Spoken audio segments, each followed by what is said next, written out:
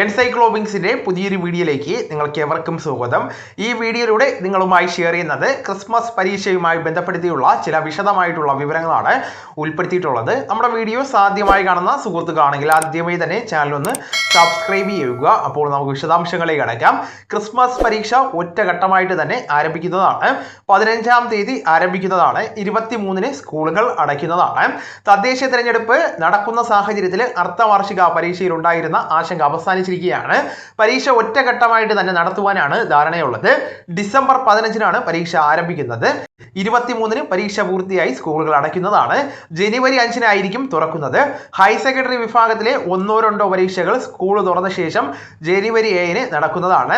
നേരത്തെ ക്രിസ്മസ് അവധിക്ക് മുമ്പും ശേഷവുമായിട്ട് 2 ഘട്ടങ്ങളിലായിട്ട് പരീക്ഷ നടത്തുവാനാണ് നേരത്തെ ആലോചിച്ചിരുന്നതെങ്കിലും വിദ്യാർത്ഥികളുടെ മാനസിക സമ്മർദ്ദം കണക്കിലെടുത്ത് മന്ത്രിയുടെ നേതൃത്വത്തിൽ ചേർന്ന യോഗം ആശങ്ക ഒഴിവാക്കുകയായിരുന്നു.